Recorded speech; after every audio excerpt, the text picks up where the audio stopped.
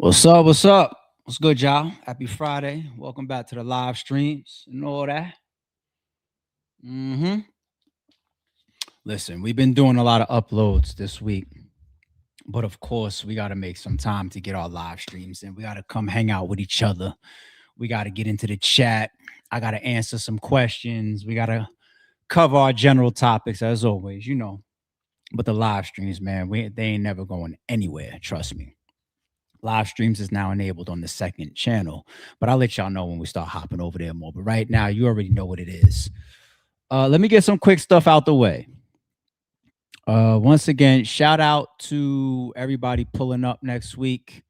This ain't no promo thing or nothing like that. Ain't nothing for sale. So y'all already know what that's about. I just want to say this. Please, please, please, please, please. If you don't have a ticket, please don't pull up. That's the only thing I'm putting out there. I'm not trying to sell y'all nothing. I'm not trying to promote nothing. This is a private, not for sale shoot. It's not an I know that we say event because it's battle rap, but to me it's just a shoot. It's full circle type shit. Minus this. I broke this down. Please, please, please, please, please. And if I didn't get back to your DM, it's no disrespect. Y'all flooded me when I said that shit on the stream. Like, yo, I ain't get on. Yo, what's up? It's not on the. It really was just to put some free tickets in the building for crowd reaction. The same way I did with previous full circles that were in LA, man. The same thing. It's on the streams, it's all documented, it's doing the same thing. Please do not pull up. You will not get past the security guards at the door, man. Please, please, please. Um, Other than that, how's everybody doing? As far as today's topics, we're gonna stop through that Rem and Rick Ross thing. I probably could have covered that the other day, but I wanted it to be like in a live stream. I wanted to do it with y'all. I wanted it to be interactive. I wanted to pay attention to the chat for that one. I might even go in a couple of different directions when we go through that one. We'll see. What else do we got? We got a verb. You see a verb in the thumbnail. This is definitely one I've been holding on for the next stream. So when did this come out? Earlier this week or something?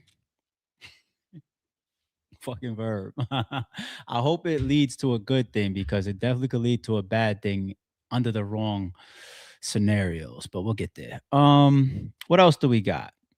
We got Eazy the Block Captain, you know, AKA the janky owner, the broke janky owner. You know, we talk a little bit about some of his stream, his recent stream. I gotta talk about Coach Corleone. I gotta talk about the bricks. I gotta talk about Lawrence and Winged. Yeah, a couple new things are going to get exposed today. Maybe, depending on how in tune you are. There's going to be a lot of things I'm going to say today that if you're in tune, it's like, knew that already, ARP. If you out the loop, like a gangster ass Eazy the Block Captain, then maybe you learn something new today. I mean, who knows? But all right, let's kick this off, y'all. Once again, happy Friday, man. I'm so happy to be on stream with y'all. I see members in the building. Highly favored, blessed warriors here. Pretty rosters here. Look at y'all pouring in. Salute to y'all. Kane is here. Members is in the building. I don't see none of my mods yet, but this is a safe zone, so we good. RBE. I see y'all. I see y'all. Shout out to the whole chat popping out. Shout out to y'all. Who? What I do? How you call me that? Salute to everybody, man. I see y'all pouring in. I see y'all. I see y'all. All right, let's get to work. Let's start to walk through some of this stuff. Let's start with this posting in this article on TMZ. Rick Ross to Remy Ma. There's only one biggest boss. Stop stealing my IP. What is IP? Intellectual property, right? Intellectual property. All right. Rick Ross respects hustle, but he's saying Remy Ma has gone too far. The biggest boss is going after Remy Ma and her network for a movie that he says rips off his nickname and music. All right. ICYMI. Remy is planning to release a film called The Biggest Boss on her platform, the Remy Network. Now, according to the letters sent by Ross's attorney obtained by TMZ, Rick is claiming the project features an unauthorized use of his music and trade name and demanding they halt the project from going forward. Okay. They obviously know each other, right? I want to assume that this ain't just the first time they cross paths. They got a relationship, don't they? I think they do. From what I do they? I don't know. Not only that, Ross says it's confusing fans into thinking he has something to do with the movie, citing comments on social media. Is that true, Rick? Or is your lawyer just lawyering? All right. A rep for Remy Ma tells TMZ Remy was personally unaware of the concerns raised regarding the biggest boss and takes the matter seriously. Okay. Respect. She has maintained a personal and professional relationship with Rick Ross and for more than 20 years and would never intentionally engage in any action that could harm his brand or cause offense. That's a strong statement. Okay, and here they go again. What's this, performing together? Yeah, so I don't even got to go on this. All right, maybe this was some industry event. They cross paths, fellow industry mates or whatever. Nah, they have some type of relationship. Her representative says over 20 years. All right, all right, all right. The film is apparently about a police officer who steals a drug dealer's life story.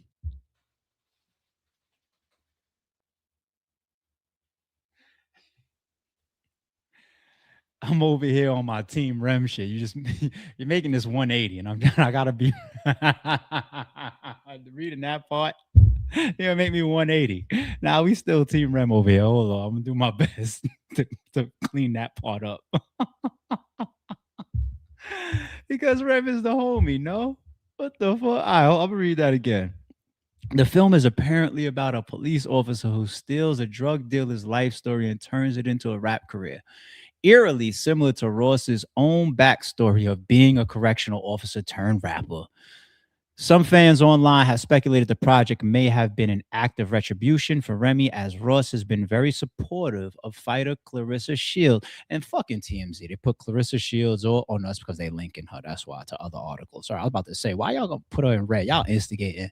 Nah, it's a link. That's why. That's why. Who is currently dating Remy's all right. But Remy's reps say Remy has also reached out to Ross directly. That's dope. Upon being made aware of the issue, the title was immediately removed from the platform. The Remy Network is now working closely with its partners to strengthen review processes and ensure that situations like this do not occur moving forward. So this is a dead issue, no? The moment you tell me that it's been removed, if you say Remy's not getting sued, like this article is saying a cease and desist. A cease and desist is a warning. And even then, people receive cease and desist and they think that maybe they're in the right, or they don't respect the warning, or they think that they could lawyer up and fight for their side of it, or maybe it's worth it to fight regardless. You never know what the other side feels that receives a cease and desist, right? But it's not a legal action. It's the precursor to legal action or legalities. She said she took it down. They're saying she took it down. So this is over. This is done. Now, does this affect their relationship? Who knows? Maybe based on which one of these people you ask, who the fuck cares? What it makes me think about, though, is what the movie is about. That doesn't necessarily mean Rem, though, right? TMZ lays out like a conspiracy. They connecting some dots. Could it be true? Could it be false? Who knows? They're laying out this conspiracy of Rick Ross and Clarissa Shields having a relationship, and then Rem creating a movie that would make Rick Ross look like the clown that a lot of people thought it was for that whole antic when his CO shit came out, his pictures and his 1090 put out the video. Before that, we just saw pictures. 1090 put out the video of Rick Ross like walking through like the graduation line and everything. We was like, damn, but it's too late. Doesn't matter. Like Rick Ross is a superstar rapper. Everybody loves his albums, his music, his whole presentation, his promotion. There's no removing Rick Ross. It doesn't matter. And it's the same thing in battle rap. So you industry people that might catch a video like this every once in a blue down here in our battle rap space, right? In here, we let anything slide as well. So don't worry about it. It's not just y'all. You can do anything, and it doesn't matter. You could be anybody. It doesn't matter. But point being, if you got a movie called The Biggest Boss, if I'm Rick Ross, I understand, right? But if it's a movie that you feel benefits you, I bet you Rick Ross don't send no cease and desist. If it's called The Biggest Boss and it's a depiction of a guy that came up selling drugs in the streets and became the biggest rapper out of Miami, I bet you he might throw maybe, hey, throw me a little credit or something, a little promotion of my liquors or something like that, and I'm on board. Everything is good. It's because it's the CO shit. So now you got to ask yourself, let's be real. Because you can't, I don't want to just say, oh, Rem, like as she's the script writer, the director. Here's the thing about when you work in certain places or when you have certain companies. Now they're always going to blame you as the face and as a head or as an owner. And sometimes they're always going to say, yo, you got to have some type of, filtration system where you understand what's going on. That's always going to place some responsibility on your shoulders. But in the real world, the face, the owner doesn't always know what's going on. You have people in certain positions and they have their jobs. This is going to tie into the brick shit. Okay. But anyway, maybe let's say Rem didn't fully know about this or fully co-sign this. It's still an issue if you're Rick Ross because you're making a movie that is a clear depiction of him being a fake, his whole image and name being a fake. So a lot of people are going to cease and desist that. The whole Clarissa Shields thing, whatever. I don't know. Who knows? Who knows? Who knows? I think Rem did the right thing by taking it down because even if Rem side lawyers up, that's a legal bout that is going to be a lot from the optics on Rick Ross's side, because it's well known and his legal team will be able to paint the picture like this is a diss. Whether it was intended like that or not, his legal team could absolutely paint that picture. This is a diss. Now, the whole biggest boss thing with it, I don't know if you have a trademark. I don't know. But it is a little ironic. The biggest boss is your name, and it's a CEO turned rapper. It's a little too, or else we're naive, right? But nah, listen, this is a very supportive Remy Ma corner over here.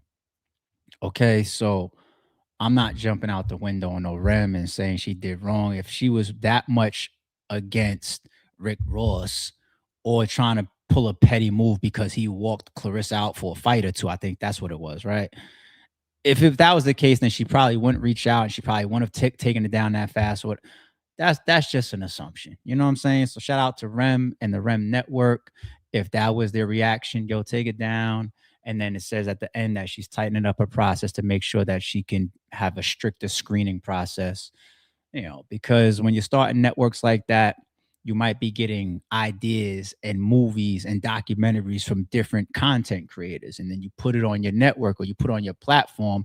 That person's playing somebody's music. That person's stealing somebody's name. That person's using somebody's likeness. And then next thing you know, you got a legal problem. So I think that this is like one of those easy lessons learned for Rem and many of us from the outside looking in, and then it helps you save millions of dollars down the road for making these type of mistakes. So we all get to watch and learn.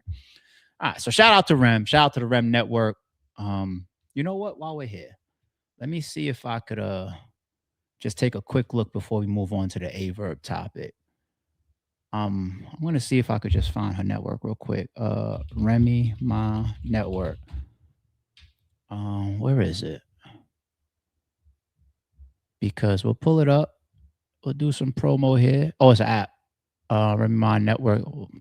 But no, there's got to be a desktop version of it, right? I see it's on Roku, Remy Network's channel TV apps. You might have to download. You might have to download the app. I think that's what I'm seeing so far. The reason why I wanted to pull it up is because I wanted to see if we could see like the content that's on it already and just do a little promo, show some love. Remy Ma Network website. Because I want to see if it's like music and movies so far. Obviously, movies are going up there. I'm dead serious. Remy Network channel TV app. Yeah, I think I gotta install the app. Return the channels. I could see some of it right here, which looks dope. I could see some of it. I could see some of it. Can y'all see? All right, there y'all go. Dashing through the snow movie. It looks like at least that's front page shit. Got a bunch of movies up here. Comedy, whatever. Rhino, Miss Parker. Is that tied to the character from Friday? Catfished. Fire. A bunch of, it looks like Airbnb. Looks like there could be a bunch of movies up here already.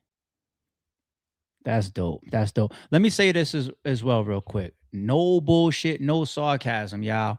Y'all, how did Tubi get the bad reputation that it has. I get it. There's some independent films up there that look ridiculous, crazy acting and horrible effects and low budget. But when's the last time y'all went to Tubi? I got Tubi, I got Peacock, I got Netflix, I got Hulu, I got Disney, I got Max. I got a bunch. I got almost all the joints on my TV in my crib. Accounts with all of them. I go to Tubi a lot. I was on Tubi this week. You know how many classic movies on Tubi or Peacock?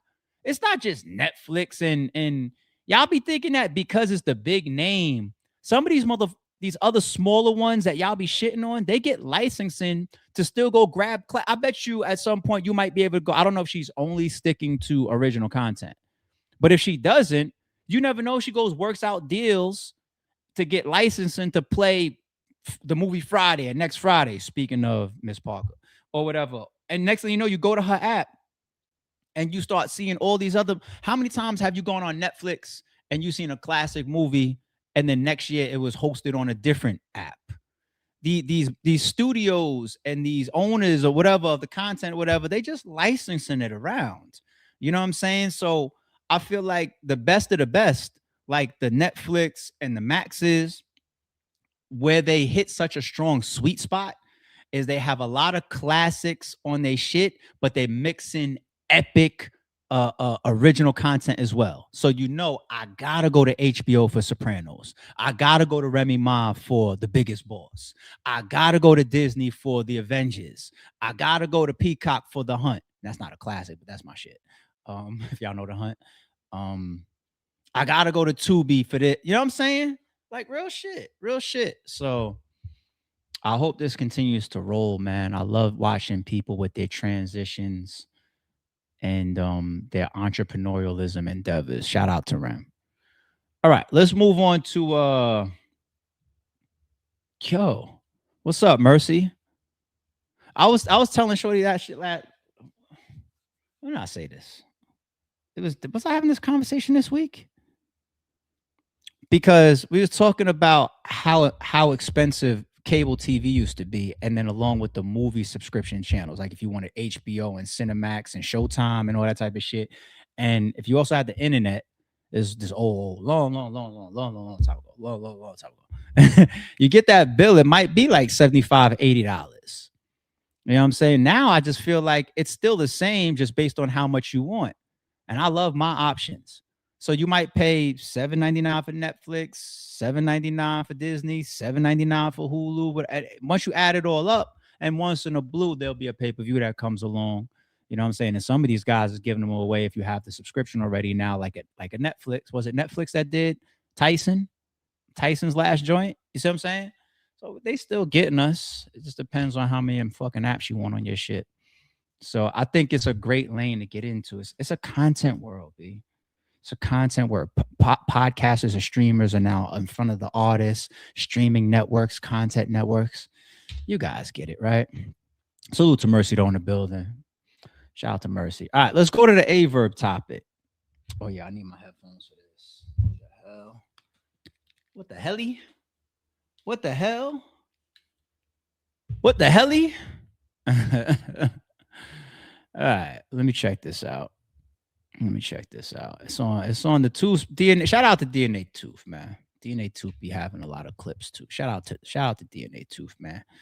DNA Tooth, man. I probably had issues with him leaking battles of mine 7-8 years ago or some shit. You know what I'm saying?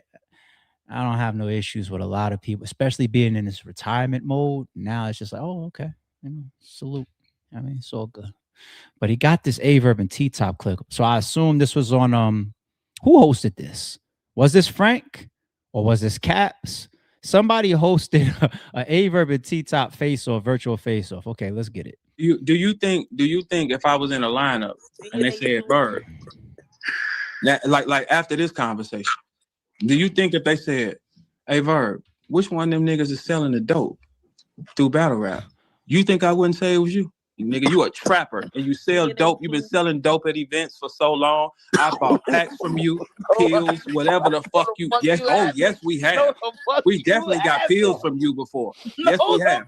You, Calico, John, all y'all niggas is pill selling niggas. Y'all be rapping about it too, right? What So else you do don't you come. do? So No, Calico I didn't don't. say he came back from North Carolina Hell with no, I 100 ain't bowls. nothing. I ain't T-top. never heard of Yes, the Calico fuck you song, did. never. T-top. Everybody here. T-top from Calico, Battle a Rap is Christian the battle drug rapper. dealer. I ain't It is never heard fucking nothing. T-top. He's the nigga that gets the sponsor money from Frank. Frank let him go get 2 bricks. He throw an event and go right back to selling dope. You need to be locked up in a cage. You're killing the black community. You need to be locked up, nigga. It's your turn, nigga. Oh my I'm glad I don't sell dope. Oh my boy. Oh, God. yes, you do. Yeah. Yes, you do. Oh, T-top, you I'm sell glad pretty I dope. don't sell no You've been dope, selling boy. dope through Battle Rap a long time, T-top, for sure. No, fuck, I haven't. Yes, you have. You've been selling dope. You got it all in your fucking raps. How much coke and paraphernalia you sell, right? Nah, hell nah. No, you ain't never opened a book bag and had some weed and drugs and pills, everything. No, Yes, you have, nigga. Yes, you have, nigga. You talking about Yes, you have, everything? nigga. Yes, you My have, man nigga. said You have had some everything. drugs, nigga. Yes, you have had some drugs, nigga. And you Okay, had so pills in that book Only bag. time you see me with weed was in legal states. No, Orlando is not a legal state, T-top. We got some weed from you out there, didn't we? Orlando is not legal. You was selling weed to us.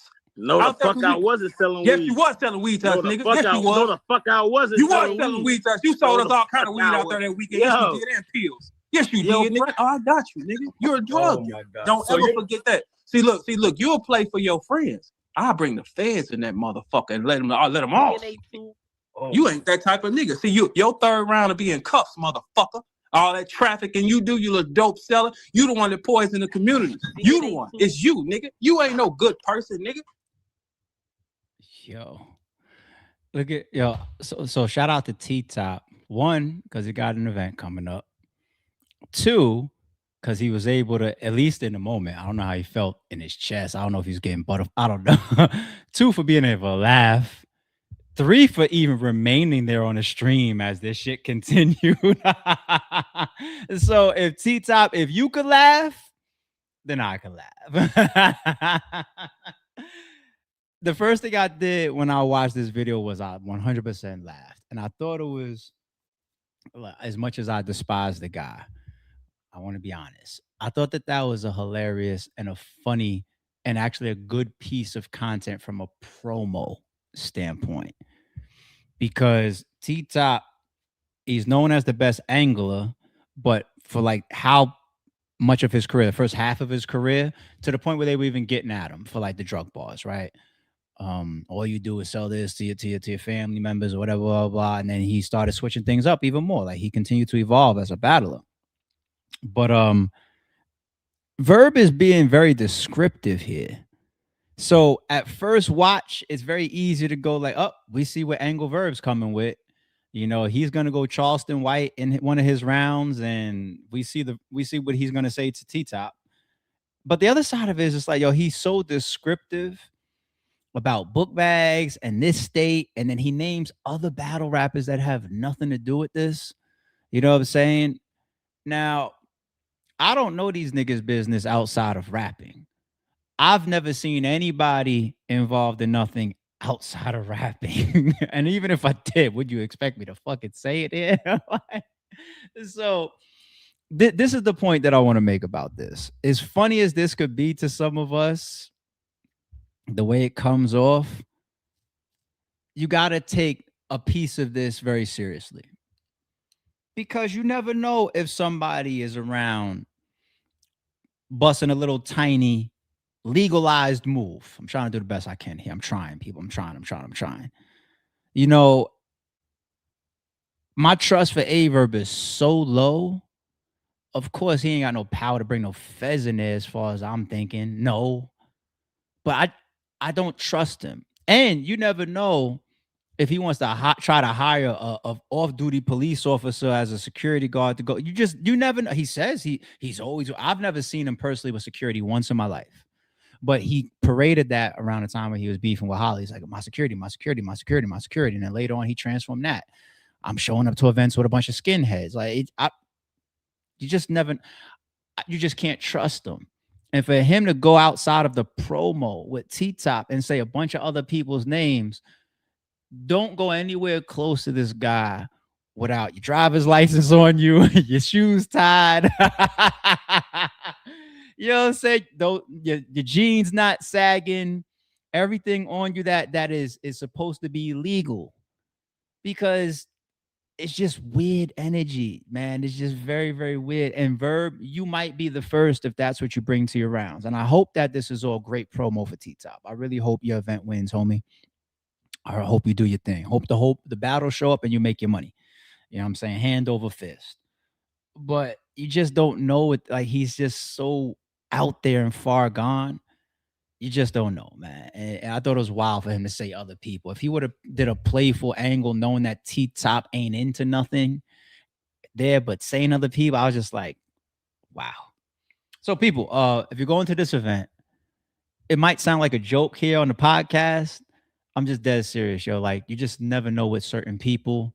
And we're all law-abiding citizens anyway, right? So, T-Top, man, I'm glad you was able to laugh this off in the moment, but be careful around this guy, man. Be careful. Put a disclaimer out for the whole venue. Like, it's kind of sick. All right, let's get into this is the third part, right? All right, so we did Rem and Rick Ross, we did A Verb, and we now let's move on to the janky owner, Eazy The Block Captain. So Eazy The Block Cap. I'm gonna take it light today. You know, I'm kind of bored a little bit based on his shit on his side. I'm probably gonna take it light on him until I start the series. Like, he really is boring me a little bit. No bullshit. He could always say something to make it interesting, piss me off, and then I'll be here and I'll be like, oh, he alley-ooped me some next shit. But I'm a little bored right now, so this one's gonna be lighter. It's gonna be way, way lighter. You know what I'm saying? But I don't think he liked my janky owner video too much about how he is carrying the trenches. Shout out to all the trenches rappers, but when it comes to him, you know what I'm saying? I don't think he liked that. So that made him target a piece of RBE, which was the bricks. Okay. Let me start by reminding everybody, including Eazy. Let's say a hard earned fact. The bricks, the process, all that hard work, pun intended, blood, sweat, and tears put into that, that credit must go to Lawrence and Winged. So I know you tried to take from what I said already, which was the guy that was putting money on your books. You tried to use it. You know, I'm the one that already put that out there for you, yet you're still crossing that. Understand that you're not dissing me directly with that. You are dissing Lawrence and Winged. We're going to start to talk a little bit more why. But the brick conversation, I've always enjoyed those multiple conversations for different reasons, you know, the bricks, you know. And I think it's kind of impactful and kind of dope for the bricks to have a legacy. You know, whether it has some good, some bad, some controversy, shit. It's the same thing for the big piece of RBE. Good, bad, ugly, whatever. You know what I'm saying? It's about the work ethic. You put your best foot forward. You do something for a couple people. Some stuff works, some stuff don't. But if you could etch yourself in the books, you etch yourself in the books and people can't take it from you. That's how it goes. You know what I'm saying? So I want to start here. Shout out to Lawrence. Shout out to Winged. Them's the homies for life. We tied in for life. Now I see Winged recently was on. What is it? Is this Mac Mel's joint? Shout out to Mac Mel, man. And Gwitty's up here. Shout out to Gwitty. The album. Guy like Gwitty, man, can hit me up randomly. Like, yo, can you upload my music videos right on the channel? Doesn't matter. Don't have to have a battle booked with him or nothing. That's my guy. Shout out to Gwitty. But shout out to Matt Mel, shout out to everybody. They had a Winged. I couldn't get through this, man. I don't know how y'all did this. This was uploaded yesterday. Oh, it's on Gwitty's channel. Okay, my bad.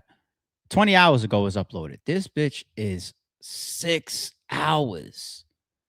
I don't know how much I missed in this video, but I clipped one or two little spots. I'll play one of them for y'all.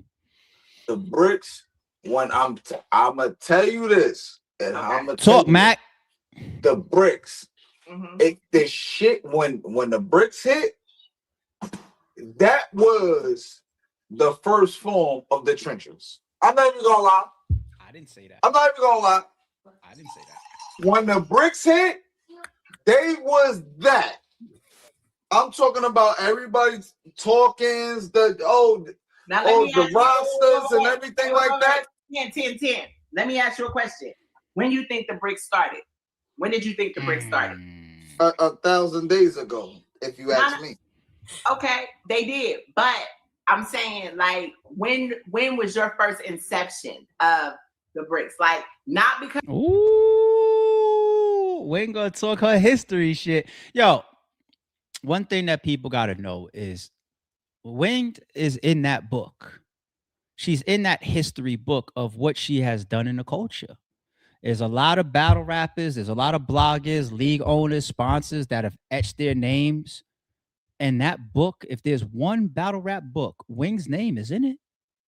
I mean, I don't gotta talk about Lawrence. Like I don't gotta talk about that. But wait, the thing about Wing, I don't know if it's because she's a woman. I don't know if it's because some of you soft ass niggas struggle with her so much because she could go iron fist mode sometimes. And I know I'm not trying to, she got her ways, but at the same time, that woman work her ass off. Winged works her ass off. I've watched her sacrifice way too much. And I'm telling you, Eazy, once again, dissing the bricks. You think you're getting at me. You think you are. You are directly dissing Winged, Lawrence, and anybody that believed in their movement or got something out of their movement, learned something from their movement, got on or got into other areas, got increased visibility, maybe got a bag somewhere else or did other things. That's what you got to target. I mean, you're scrounging too much. You're scrambling. You're scraping for things. You're scraping for things. So one thing about, and shout out once again to the whole platform, you guys up there. I can't do the whole 6 hours though. Shout out to y'all. Mac, Mel, Quiddy, everybody. Yo, do y'all realize that Eazy The Block Captain, aka the janky owner, the janky ball, aka the football, the foot lover. It's his streams, not mine. He brought Coach Corleone on his stream yesterday, and I watched it, and there wasn't a nervous, twitching, adrenaline finger or nerve in my body. There was none of this. I was just like this the whole time. I was just like, he's about to embarrass himself. Like, not because Coach is a real guy. I was just like, you're not going to find too many people that I've worked with on some brick shit either, based on my role and based on what I tried to do. It's like, and then when I did really jump into certain people's careers with them and really, I think like the only knock that I've really heard from somebody coming out the bricks, and shout out to Payne. Payne is welcome to that. I've never been mad. You never see me lash out at Payne. You know, he's entitled to that. Is Payne saying he didn't know that I was retiring. You know, that's the only thing I really ever heard from the bricks for me, because most of the hands-on outside of like who I started to work more directly with was tied to Winged and Lawrence, their process, their movement. But and we'll get back into some more of these details. But when it comes to Coach gets on Eazy's stream yesterday, and he pretty much ruined Eazy's stream. If you ask me, he's like, I mean, I ain't had no problems with ARP. I can't speak for everybody. Like, nah, me and him, he did right by me and popped out to my battles, and probably didn't pop out to a lot of people's battles, but he popped out to mine. And like, you bringing him up there, and this is what was so sad, people. I shit you not. This is when I was like, I'm watching a child spiral and melt and all his giggles are false. I was just looking, I could see it in his eyes. I could see it in Eazy's face. Because what he tried to go to was ARP is behind the scenes telling people not to come on my stream. Boy, who the fuck is he talking about? Reality check. So out of all the bricks, I probably only have like 5%. Out of like 100 bricks, I probably have like literally less than 10 of their numbers. If I even still have, you know what I'm saying? Because I went through a couple of reboots. I ain't gonna lie, after I retired and shit. But I really don't even have communication, and I didn't even have that much communication because there was so many bricks. There was 100 bricks, so I literally didn't know a lot of them. I didn't have a chance to meet a lot of them. Some of them I never seen perform. I didn't have any personal building, or we didn't do anything for years together, make money together like that. No, I didn't have no attachment. I didn't develop that with 98%, 95% of the bricks. I'm just being real. Like, that's enterprise and expansion. You know what I'm saying? Like, as RBE grows, you got ARP and Shota, they focusing on the max out main event. But then you got Winged and Lawrence, they make sure that Coach Corleone is on that stage in front of 2,000 people.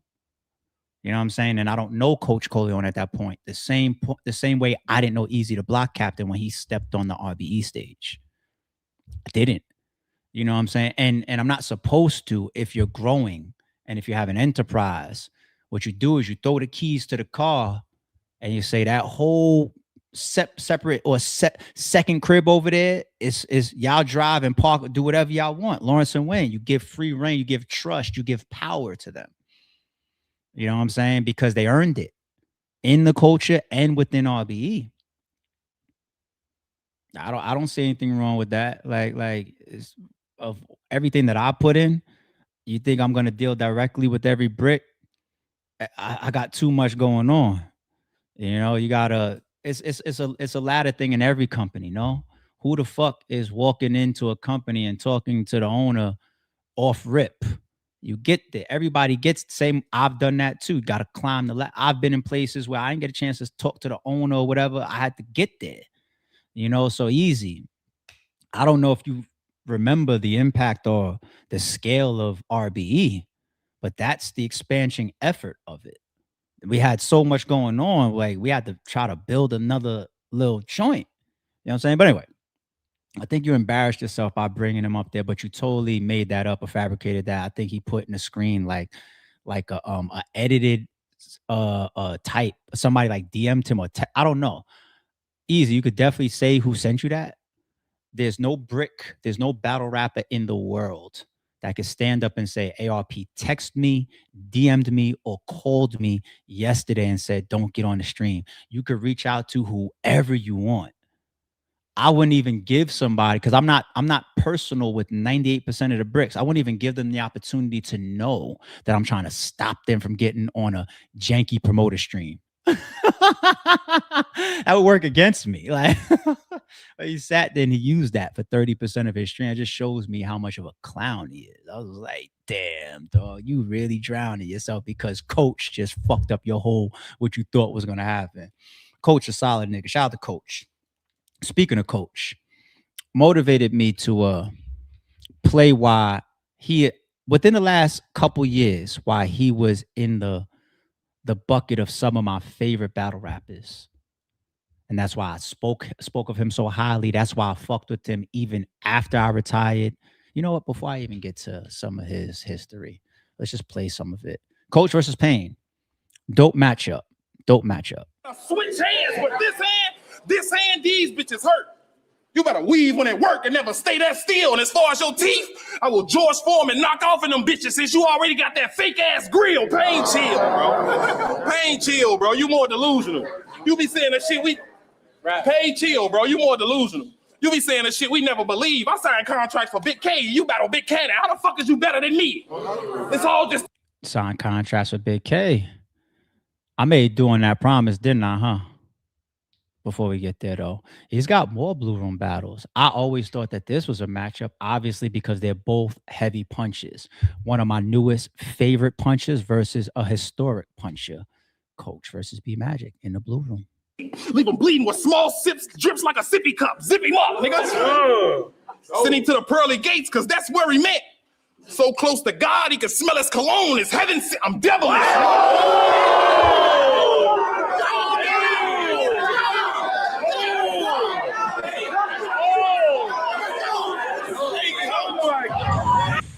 So close to his heaven sent. Post retirement ARP. The last completed card that I've done in LA, the What Now series that Avocado wanted to do black and white for. Who was on that? The very last one I did. Who was on that? Sniping niggas because the shit's a habit. Like, just imagine, I adjust the scope and look through the shit like the zoologist to get the bastard, catch him driving, and zoom in on his seats like Ticketmaster or his crib get damaged. It's a Zoom in on his seats like, yo, you got to stop this guy sometimes. Speaking of keeping promises, man, I'm glad we got this done because I believe that much in this guy as a puncher. Get him in there with some of the most, actually, if you say historically, who argues over the punches? You're always gonna have your concededs. You're always gonna have your B Magics, your Rum Nitties, your Big K's, your Avs, your Fonzes. Put him in front of those guys, those caliber of people. Can't pick up, nigga. Can't make this up. Hey, we at war as we speak. Don't play with me. Niggas know how we be. Hey, you know rich people kill prize animals and hang them in the house hoping that we peep. I decapitate, clearance sale and make it a mount over the TV. Nigga, I'm not with no one to see. Can't stand this nigga. You guys want to see a classic? No bullshit. I had this one on my list for Battles of the Year contender. Go watch it if you guys haven't had the opportunity to see it.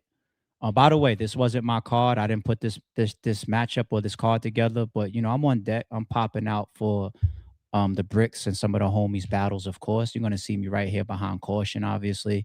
Coach Corleone versus Luck Dollars. Type that into YouTube whenever you guys get a chance this weekend. This is a classic battle, y'all. Yo, one-on-one, I beat you the fuck up. I ain't gotta jump you, nigga. That's not honor. I'm lying. As soon as you hit the floor, I add on the whole hood like a NASCAR sponsor, nigga.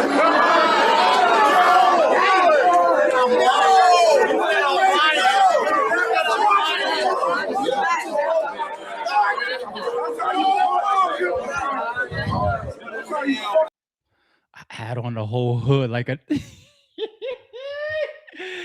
oh shit, them cars do be tatted the fuck up. But I wasn't the one responsible for putting him on max out. This is max out. This is a stage as far as capacity and performing in front of a crowd that large. That what's the percentage of battle rap? You know, let me put the chat on. My bad, y'all. Let me put the chat on. What's the percentage of battle rappers, chat, do you think actually have the opportunity to perform at a max out, at a blackout, at a Summer Madness in front of 1,500 to 2,000 people, the biggest stages and the biggest crowds in battle rap events? What's the percentage? If there's, I don't know, how many battle rappers do you guys know? Do you think you could, if you sat down for the whole weekend, do you think you could tell yourself, I probably have seen at least 500 battle rappers, right? Or maybe 1,000. I think I've seen over 1,000, right? What's the percentage that you guys feel can get an opportunity to perform to get put on a max out? Not like the lame guy says, like, who doesn't do a day two? Yo, janky promoter, you idiot, you dummy. Are you dumb? I was the guy, Lawrence was the guy, Winged was the woman, where we said, you know what's so sick and different about RBE that I don't know about now, but at least when nobody was doing it. Saying the day two or day one stuff, that's URL-ish, you copycat and bastard. That's them. That's their PGs and Black Star day one and then Gnome or whatever day two. RBE said, let me take this guy named Spanish Harlem. I don't even remember the guy that he battled, his name, no disrespect. and put him on the card of Mook versus Verb when Mook is coming back after 5 years. We put 1SK people on explosive pay-per-views. We put them on the cards with Hitman and Cassidy at the top. You still got somebody you never heard of at the bottom. I'm in the blue room. Not before I even come on camera, when Wing and Lawrence is still hosting a battle because of the opener battles that they put together. Before I even come on camera, I'm getting text messages from Daylight like, yo, this guy K Venom that I'm watching right now, he's ridiculous. Keep booking him. That's what we did. We did ours a little bit different. You fucking follow the lead ass mother. What? Who doesn't do it day one? You dumb. You are dumb. But anyway, the percentages that y'all had. 20%. You think 20%? I think it's a very high number. If I know 1,000 battlers, you think 20% of 200 of them go to a Summer Madness, a Blackout, a Max Out, or a 2,000 capacity venue or crowd to perform in front of? I don't know. 2% here. Hold on, I see a 2%. I see a 15%. I see a 13%. I see definitely less than. Damn, this shit is mad small. That's what I need. I need to put this out the way. I see 5%. I see some 25%, 15 to 20%, 10%, 2%. Point being, shout out to the chat. Point less than 10%. Point being, Coach Corleone had that opportunity, and it was given to him from Lawrence and Winged. Just like you, I didn't know you when you stepped on RBE. I didn't even know you were I didn't know what they booked. I got there and I watched, and I said, okay, this person is either talented or he's not. It's the same thing for Coach Corleone. You know what I'm saying? So Lawrence and Winged, flexing their muscle to really, really get people some opportunities that are accolades that a lot of people have never had or will never have. But also, speaking of the guy that you put on your stream, Coach, that was a stupid. You really flopped your stream by trying that. Bags and Bodies. Shout out to Bags and Bodies and the opportunities that Bags and Bodies has. Let's play this clip real quick. Then I'll come back to this. Coach, I said if I don't kill you, I paralyze you. I spark and let a chop go. Leg shot with a K. They kicking the knees like Martin when he Roscoe. God flow. Corleone. What a jerk. What a jerk. And you see who that is right over his shoulder, right? You see the guy right here, right? See this guy right here? You see that? That's one of Coach's fans. Guy by the name of ARP. So what happened was Coach was promoting himself, and he put up a tweet of a clip of like a haymaker that he had like on a smaller platform, and I put a bunch of fire emojis across it, responding to him on Twitter. And Holla called me. Holla watched it because he saw my fire emojis, and he called me. He said, "Who's this guy that you put the fire emojis on top?" I said, "Who that? That's my guy, Coach. He's disgusting." Holla said, "What's up with him?" Because at the time, he's starting to pick people to come into the Coastal Rain TV app situation for the mansion. And I'm like, no, trust me. He's good. He's been professional. He's nice as shit. He's talented. I gave the full 1,000% ARP cosign. What you want to do? He said, you'll call him and see what's up with him. I said, I got you. So I called Coach. I said, Coach, we could put this play together if you're available. He's like, shit, I'm available. Boom, on the show. That's who you brought on your stream. That's who you brought on your stream. You know what I'm saying? And shout out to Jers that he's battling right there. And you want to know what? If I take a quick pause right there, and I know I hate doing these when I try to freestyle them, but don't get me wrong. There's a lot of bricks that I don't know. I didn't meet. I didn't book. I didn't graduate. You know, there's 100 of them. You know what I'm saying? I don't know. Lawrence Wing, I don't know how y'all did it. I'm going to show y'all something about their work ethic in a second. I don't know how y'all did it. But if I had to think freestyle some of the people that I would love the culture to continue to pay attention to, or definitely the ones that I definitely was like, nah, I fuck with them during that time when I'm not retired and I'm still paying attention to everything that's happening within RBE, whether it's going through me or Lawrence and Wayne. So you got Coach. Coach was always among my favorites of that came from Bricks and one of my favorites at the time. And you've seen me work with Coach as recent as the last joint that I put together. Okay. You got Remedy Loco. Remedy Loco has Ill Will coming up next weekend. Okay. You got Caution. Caution was always one of my favorites from the movement too. I loved her leadership. I loved her rap ability. I loved that she was different. She embraced everything that her image and the way she embraced it and everything. I mean, some turmoil around. I remember some of the ghost shit that came out. I think that hurt things and communication, and but I don't know. I rocked with Jay Breed. Brought Jay Breed on some of my streams. Like after his Max Out performance, I brought him on my stream. I interviewed him. I rocked with Jay Breed, firecracker, man. You know what I'm saying? Luck Dollars, of course, I just showed him a Coach. I liked Zay. I thought Zay had the image. I thought he had the presence. He was a good rapper. Fucked with Zay. My guy Sniper. Sniper, to this day, I'm a fan of him. If I scroll my wall and I see some shit from Sniper, I click play. Music and battles. Sniper is dope. Who else? Oh, he mentioned Calf. Calf was nice. I just never had a chance to really build with Calf. But Calf was definitely nice.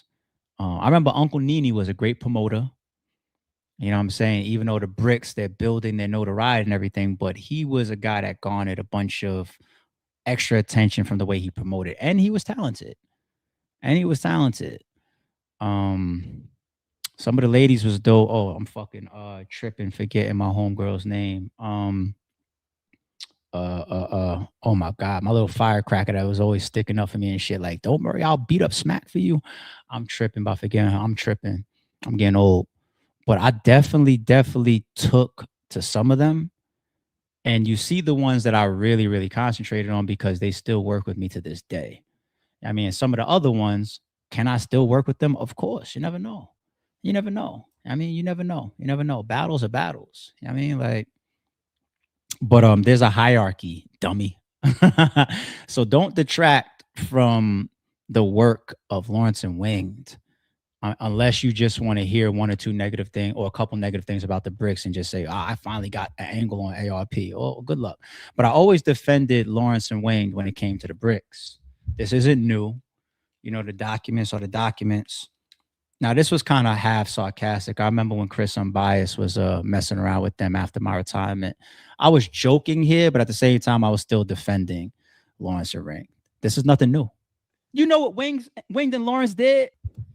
Winged and Lawrence got you pulling up on brick events that I'm not even at. That shot they ain't even at. They must have been doing something right. The Bricks had a whole co-event with Battle Academy. Why? Because they was making a name for themselves. That's why there's impact towards some of them or a lot of them the moment I say I'm retired. Because the RBE engine, I didn't say Pain. Pain was one of them too. Engine slows all the way down to full circles. But what Lawrence and Wing did is also to be respected. Because they didn't have to. It's me and Shata that's focusing on navigating this shit as a business. How could we break the next boundary? How could I put together the next classic battle or event? How could I be innovative? How could I be attractive in this shit? How could I spend the next $100,000 on the next card or some shit like that? Right? And Wingdon Lawrence is like, wait, hold on. Let me get this 1SK on this card. I don't know these niggas. I wasn't even joking when I was on the stream when me and Eazy The Block Captain were trolling each other. I swear on everything I love. I was not trolling when I said I didn't know Eazy The Block Captain when he was on the RBE stage. I didn't know who he was. In case anybody thinks I'm saying that trolling because I don't fuck with him now, I said that when we were cool. Documents. It's Lawrence that had a relationship with him. I believe was holding him down, putting money on his books while he was in jail and all this type of shit. Booked him for a 1SK. I had no clue who this man was. I'm standing in the back of the building watching the 1SK. It's like, oh, who's this guy? I had no clue. And they did that time and time again. Some of them I ran with. Some of them I took out of their system and put in their biggest battles ever. It's one of the reasons why Pain got to the level that he got to. And helping even Caution get to some, and shout out to Chrome. They helped with Chrome too. I mean, with Caution too, put on a tournament and shit. Or Caution, or the Coach Corleones, or the Remedy Locos. These people is coming out of the bricks. These people's coming out of bricks. Remedy Loco has one of the most viral rebuttals in battle rap. Celebrities hit him up behind that shit. World Star and all this type of shit behind his Swave 7 rebuttal. Blue Room shit. You know who put a lot of them up and comers in the Blue Room? Lawrence and Wing, not me. Wanna know why? Because I said, all right, this is what I'm on. I'm about to do this Hitman and Will. I'm about to do this Verb and A-Ward. I'm about to do this Goods and Calico, this Big K and Young Ill, this Head Ice and Show Off, this QB and RX. Hey, Wing Lawrence, I'm about to give y'all like 4 battle spots. It's Blue Room and it's Max Out. Make sure that they hitting. And then they go and they say, okay, we're going to bring you K Venom, J Breed, Riggs, J Slash, Zay versus Sino Savvy, XL versus Def the Kid. Sino was another one. I fucked with Sino heavy. Def the Kid was another one. I fucked with him too. And I already mentioned K Venom. There's so many of them. It's so hard to fucking remember, B. There's so many. There was too many bricks. Too many. I don't know how Lords Away did it. I didn't book those battles. Lawrence and Wing put them in the Blue Room. Max Out won. One of the biggest events in battle rap history. Arguably the biggest main event impact in battle rap history. Cassidy versus Hitman. Go back and do the homework on it. Right? Those 1SK niggas that was up there, who booked them? Who put Coach Corleone on Max Out and Jay Breed on Max Out 1 when we was in fucking Believe Music Hall? Where y'all think the Do You Believe comes from? Who put Lawrence and Wing put them there? To the point where they was going off the fucking shelves. Overbooking. 30 battle cards and shit. I'm like, shit, y'all got too much. How am I gonna get this on the channel? I gotta upload them every fucking day. Trying to give people some opportunity. Lawrence and Wing busted they fucking ass. They wasn't perfect. And neither was I. And neither was you, nigga. Put no Lawrence and Wing because some of the bricks didn't know ARP was retiring. You got some fucking nerve, nigga. Who the fuck needed to know I'm retiring? Who the fuck needed to know? Who deserved to know? An up-and-comer that I saw in person at 3 events? You want me to tell him? What fucking world you come from, nigga? My world? No. Gracely bow the fuck out. Jay-Z, I didn't know you was retiring. That's his business. The fuck?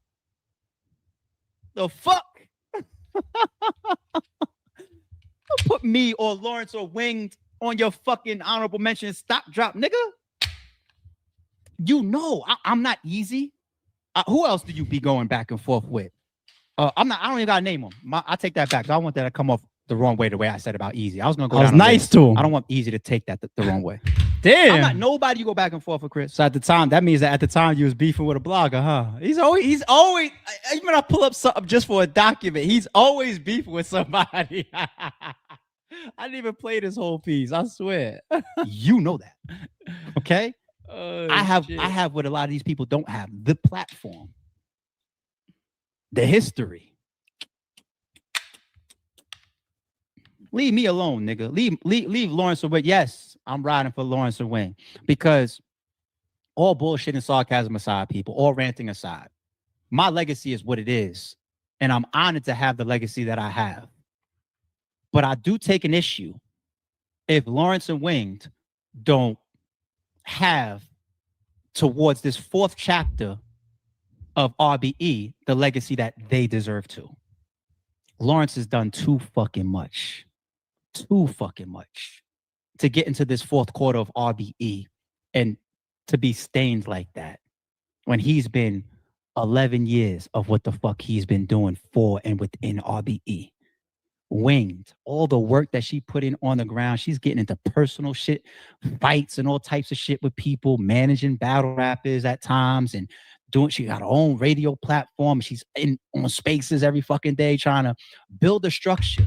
that had its rights and its wrongs. Winged wasn't perfect. Lawrence wasn't perfect. I wasn't perfect. But the amount of work that they put in, I know Chris and some bloggers like to say, niggas never talk up when we speak good. You know that don't apply to me. Because I was just texting with Piper Boy last week. I was just texting with Vada Fly last week. I was just texting with Chris Unbiased yesterday. I was just on the phone with Battle Facts last week. I tell niggas, I was just on camera when Rosenberg Roy dropped his Flowers video. I came on I tweeted. First, I did the personal thing. I texted him, thank you, my nigga. That Flowers video, thank you. Then I tweeted it. Then I came on camera and said, thank you, Rosenberg. So I'm not one of them niggas that only pops his head out when it's time for negativity. I say my thank yous. I accept the good with the bad from people. But now I got to reverse it and say, motherfucker, you better give Lawrence and Winged their positivity along with your honorable mention stock drop then. Take your own advice, nigga. Nah, y'all. Fuck that round shit. Fuck you mean? Ain't no rounds. Do a video talking about all the shit that Winged and Lawrence had to go through within RBE. Do that video. Let me see how much breakdown you could give if you really pay attention and follow all the shit that they endured and all the shit that they did, whether they had the process. Whose process is perfect? Motherfuckers talk every day about PGs or what's the shit from the fucking video game, the Crucibles, Doom. That's for Doom people. Ground Zeroes. What else? There's people that's gonna get into it with Eazy. There's people that's gonna get into it. Right? That's true, right? Fucking problems. Predicted that. The fuck? It's not no perfect system. Season 1, season 2, and all the stuff that they were doing. It ain't perfect. It ain't perfect. I didn't notice that. That's like the second time that this has happened. Yo, there's a classic one on my Instagram, once in a lifetime type shit, where the position of my body in all three are lined up. I shit you not. It's on my gram. I couldn't believe it. Somebody sent it to me. I said, that's impossible.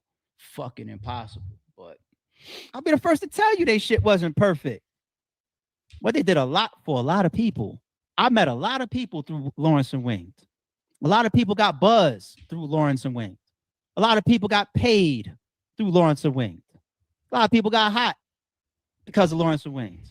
A lot of people ended up in blue rooms or booked by me and then paid by me because of Lawrence and Winged. I met Coach Corleone because of Lawrence and Winged. Fast forward now, I'm the one that called him, hey, man, you want to pop up for a full circle versus Big K or for Arsenal? The fuck? It's not supposed to be on everybody's resume. It won't be to battle and stand in front of, I got Big K and Arsenal on my resume. He's got more too, but I saw his talent because of Lawrence and Winged. Because of Lawrence and Winged. Do that video for Lawrence and Winged, man. How dare you disrespect Lawrence and Winged? How dare you, nigga? How dare you? Sometimes I could just pull up the document. I could have did that all over again. I could just pull it up. Stand on the same shit. Yeah, they're on Amazon. They are. They come with 2 clips. They come with real projectiles that load into the clips and actually eject. You know what I'm saying? And then as you can see, when you're empty, it even sits back when you're empty. Bugged out, right? It's got the slide release and everything. So yeah. And it comes with a couple pieces of Lego. Like some Lego, like a character and shit. But it's on Amazon. Anyway, y'all go ahead. I see y'all was going off on it in the chat. I got another piece. I see you 3. Salute to you, homie. Yeah, we can knock it out possibly this weekend. Man. But I got another piece that I want to show. Speaking of Lawrence and Winged, before I get to something that Eazy The Block Captain taught me yesterday. I learned one thing from his stream yesterday. I did. Fucking goof.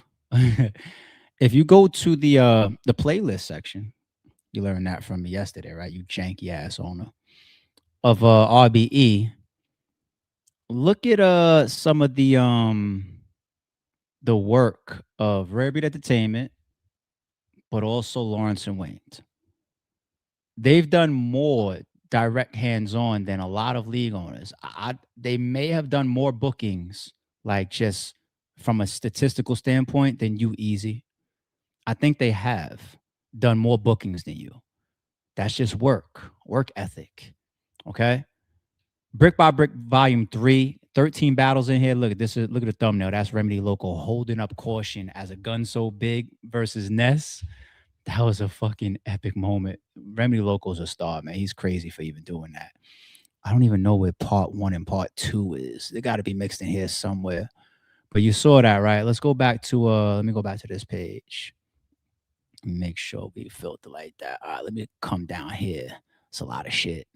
It's a lot of shit. And they've had some bookings on Blood, Sweat, and Tears as well, people. Brick by Brick Volume 4. Okay, that might be the Luck Dollars versus Coach Corleone. 13 battles. They were insane. This is how they were booking cards, people, in 2-day event and all this type of shit. 13 battles. Okay.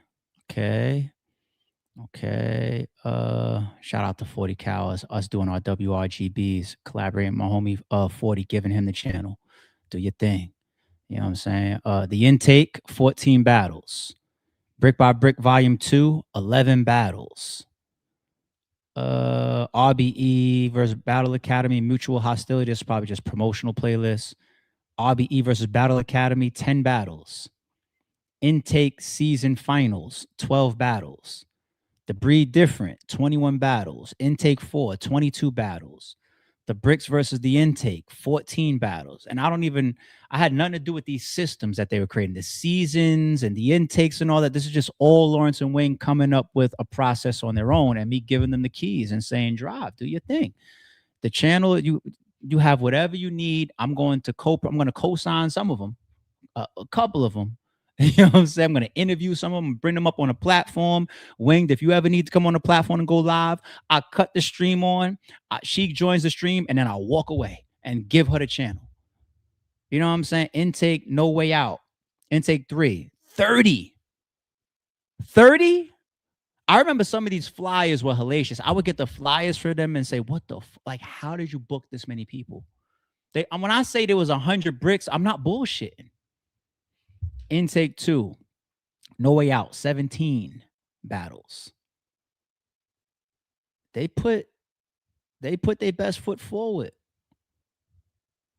The work ethic of Lawrence and Wingman, and it brought a lot. They had to deal with politics, like battle rap politics related to just RBE. Listening to Winged on that show, she reminded me of shit that I forgot. She's just like, yo, you got people that were like, I can't sponsor this particular person a battle if it's on RBE. I'm like, oh, word. They was dealing with shit like that. They had internal fighting. Shit, Caution and Jay Breed, right? That was public. Well, I thought that they was like blood relatives. So yeah, I would just be minding my business, and sometimes I get calls from Bricks. You know what I'm saying? Like, yo, this person, I'm like, yo, call Wing. Like, I don't, I'm out the loop. I don't be in the spaces, so I don't know or the history. I can't pick no sides. I don't know. Like, I try my, like, damn. But I know they had hell, Lawrence and Wing. They had hell to pay, B. They had no process is perfect. No process, not the Bricks. No process is perfect. But to even see them put in that much work over that many years, give that many looks, that many opportunities, and to work with that many people is an accomplishment and an accolade within itself. So once again, the same way I fight and I argue and I stick up for Lawrence and Winged, that shall remain the same thing today, fast forward in March of 2026. Stop dissing the Bricks unless you just want to totally diss Lawrence and Winged, because that's their shit, you idiot. And I like the shit that somebody brought up saying he tried to compare his whole like, you dummy. He's a dummy. Now, let me tell y'all before we get up out of here, the thing that he actually did teach me. He actually did teach me. I didn't know this. This is how much I feel like my shit is unconflicting, right? Or non-conflicting. I didn't even know that me and Wayne had an event on the same day. I swear on my children. I didn't know that until watching his stream yesterday. I swear on my children. Didn't even know. Doesn't even matter though. You want to know when that shit is like a conflict or something like that? And when it really can hurt one or both platforms, because if you got competing platforms and competing cards, no matter who is bigger, they got to lose something too. Even if one person lose 30% and the other person got to lose 5%, even the bigger person, they lost 5%, you know? But when you have a card that's in Atlanta named the Get Back, and you have a card that's in Atlanta named Genesis, and it's the top two platforms on the scene at the time, and they even have the same production team on the same day, I'll ruin your day. And they don't like each other. That's competitive. That's we all gonna bleed before this weekend's over. You know what I mean? That's that. All right. Why the fuck would I ever do something to Lawrence and Winged? Lawrence and Winged to me are always RBE, no matter what. They're part of the RBE. Like, you can't remove them. They've done too much. They're part of my legacy as well. That's why I defend them. Yeah. Why the fuck would I just texting with Lawrence yesterday? I was texting with Wing this morning, matter of fact. Like, oh, word, like I didn't know, real shit. So he did teach me that. But it's not they get back in Genesis, both in Atlanta on the same day. You have a card, I believe she's doing like a VOD or a pay-per-view, right? My card is not even for sale. It's not even for sale. You can't buy a ticket. You can't buy a pay-per-view. There's nothing to compete with. There's not a fan single red penny to compete with. There's nothing for sale. So now if you're doing an event in Atlanta and I give out a bunch of free tickets on the same day, then you can say, yeah, some of those people are going to go to your shit for free and instead of come to mine. She's in Philly. I'm starting to think that you might have done that because I think Eazy, this is my last little, I'll throw something back your way since you tried to lie and say that I hit somebody up and told them not to come on your stream after Coach Corleone embarrassed you. You fucking clown. I can't forget that you're literally an actor. You're an actor. And I peep how you act like you don't know things and you out the loop, but you prep certain things before your streams, just like you did with my Instagram. You rat on yourself. Like, I went to the Instagram, yes. You rat on yourself and then you act brand new. You're literally an actor. Part of me thinks that when it comes to Wing's card, because you said it while you had it up in front of you, that divide and conquer that you also try to toss in there, the card is loaded with a bunch of people you don't like. Kay Walker, Reed Dollars, Zan, people that you keeping out of venues or arguing with or had fallouts with. I wonder, because it's in your neighborhood, right? Are you pulling up? You should pull up. Show some support. Be amongst all your Philly brethren. You should pull up, man. I'm pretty sure Winged wouldn't mind having you there in Lawrence, right? I'm pretty sure they wouldn't mind having you in the building. I'm pretty sure they would show you respect as a fellow battle rap culture person. I don't know about everybody else that's on the card. You know what I'm saying? But you should pop out. It's going down to 28th in Philly. It's called Dead in Philly. A card. Coach, San, Reed. Is Gwitty on there? Gwitty might be on there. Shout out to Gwitty. That's my guy. It's a nice card. It's a nice card. It's a very good card. It might be one of the strongest cards I've seen Wing do. That woman did work before me. She did work with me. And now she's doing work after me. Winged. None of us are perfect. But Winged is out there putting on. I don't even know all the shit she's got going on. Why? Because she's an independent woman. But she knows if she ever needs anything from me, she could reach out to me. She knows that. She knows.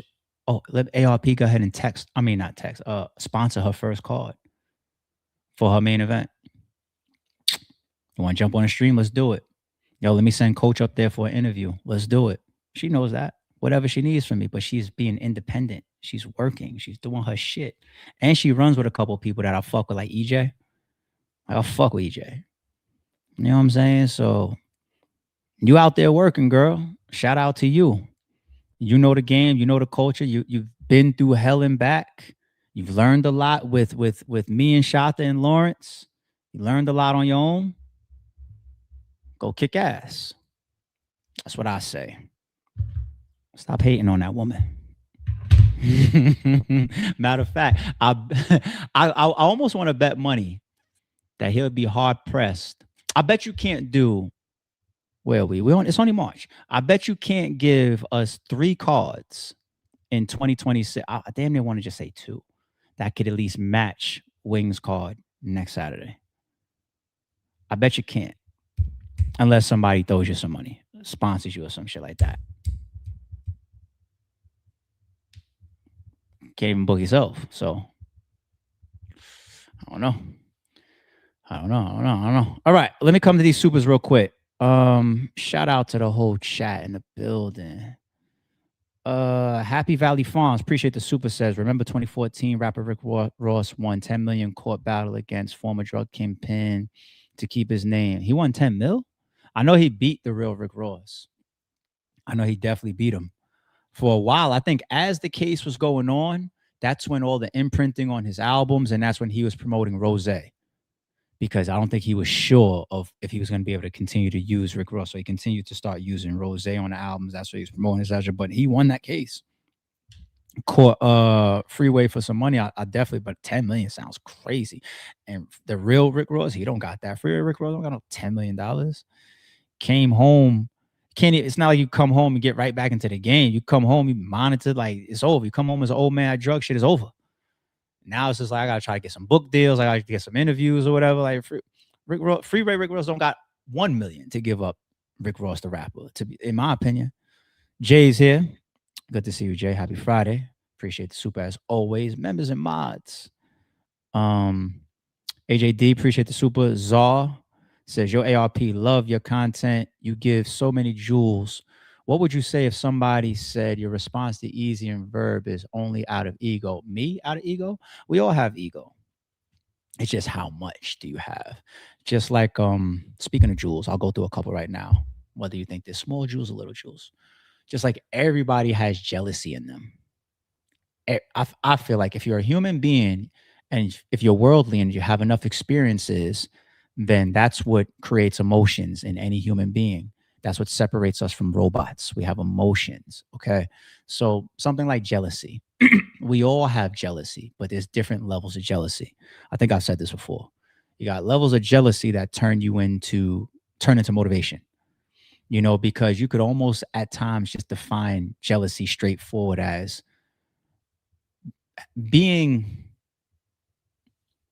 invoking some type of feeling because something's happening with something else or somebody else that you might want for yourself, right? But that could also be motivation sometimes. Like, oh, you got that? Fuck that, man. I gotta get the same car. Fuck that. Then you got jealousy because of like ownership or boundaries, or you having an emotional tie to somebody. Damn, that's my ex. We broke up a month ago. And it turns my stomach seeing her walk through the mall with some other nigga. You know, that's a jealousy hit. Oh, I don't want to see her. I don't want to see that. Some people get less over that. They get mad. That's another level. Mad at seeing somebody else's happiness or things that they want for themselves instead of with somebody else. The top level is hater. That's just, they exist. They're by the millions in the world. You know what I'm saying? Bitch ass nigga shouldn't have that. Shouldn't have no channel. People listen to him. I don't know why. And as bad as league sucks, as bitch ass ARP or bitch ass. It's hate. That's a hater. You know what I'm saying? Like, Eazy don't know the level. He thinks everybody is a hater if you disagree with him. Might as well just throw that in the synonyms too. Disagreement. That's his definition. Mine is a little bit more layered. But as far as ego, we all have ego.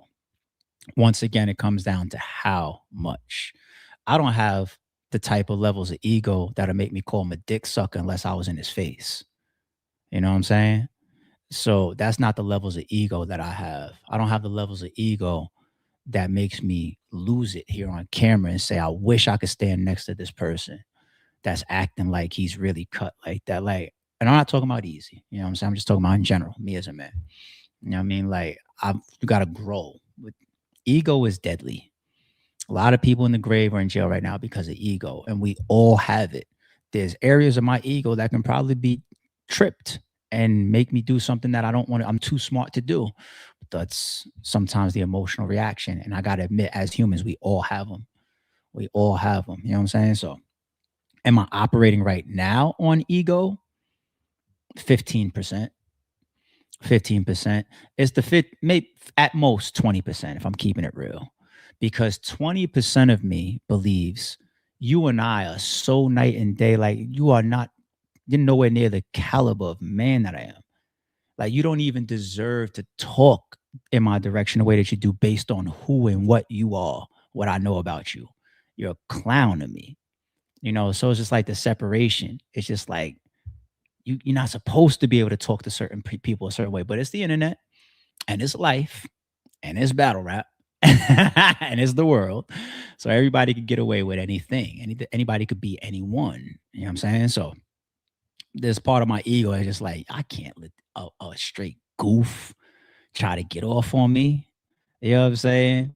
But I'm very in control of myself when it comes to Eazy The Block Captain. Trust me, or else I'd be wilding right now. Like I'd be going for blood right now. He's still gonna get his lashes. Like I said, can't let you get all the way off the hook. You're gonna get your lashes, but man, it could be so much worse. I'm literally up here asking other people not to threaten him. I don't have to be like that. If I was in my ego, everybody fuck him, get him, pull up on his crib. Nah. So he's not invoking my ego like that because I'm so confident, secure, in knowing how much of a goof he is. I'm just like, he's a goof, but we'll go back and forth on the internet for a little bit. Fuck it. Jay's here says, I like the thinking ARP's meme. What was that? What I missed, Jay? Oh, the triple. Go on my gram. I'm telling you, there's one that I posted up. It's 3 in a row, but it's all the same motion, and it's so fucking. It's damn near scary. Like, yo, how? It's once in a lifetime shit. I don't know how it happened, but can you put this towards Cassie's third round? LOL, appreciate you, ARP. It's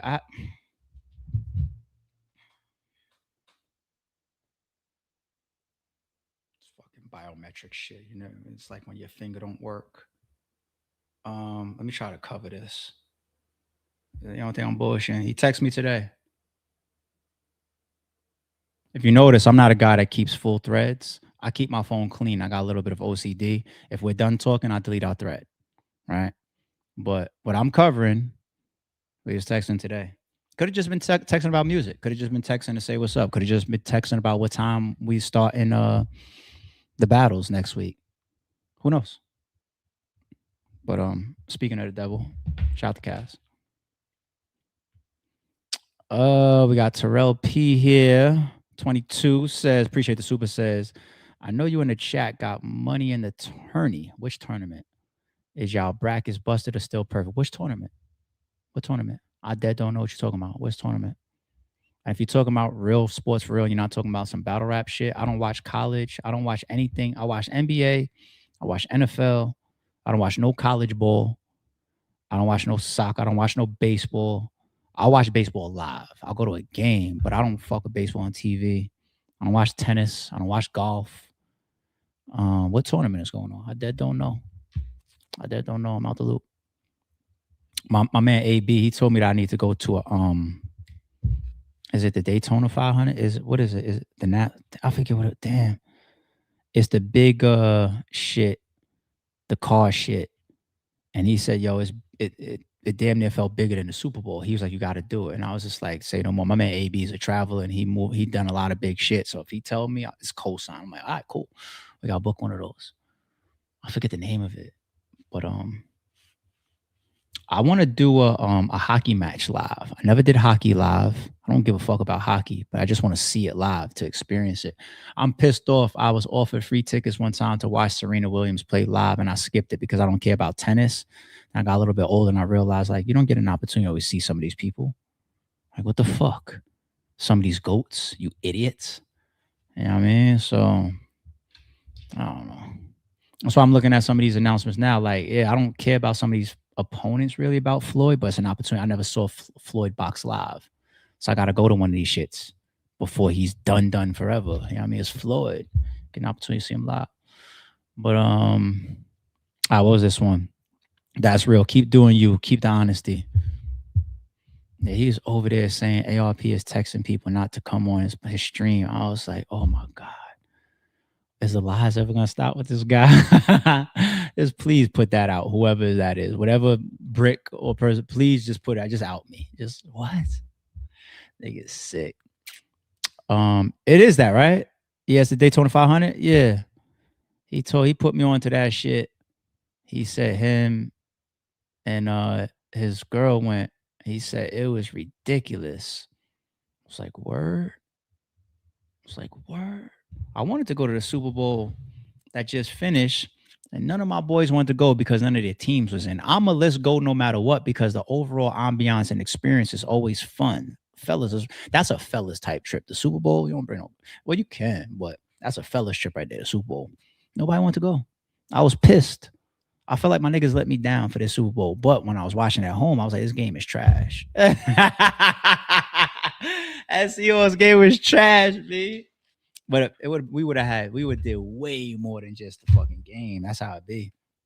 When we was out there last year for the Eagles and the Chiefs, the city was it was turned upside down, yo. It was so dope. The parties, the people, everybody running around. It's crazy. An army out there, and it's in New Orleans. So you go to Bourbon Street during Super Bowl weekend. Oh my God. That was a night within itself. That shit was crazy. Yeah, he's a goofball, B.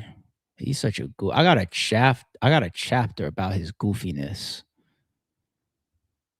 Like, ladies in the chat, what do you think when you see a man that acts that goofy?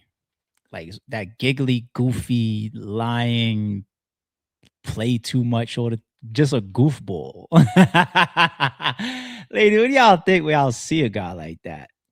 It's just that goofy.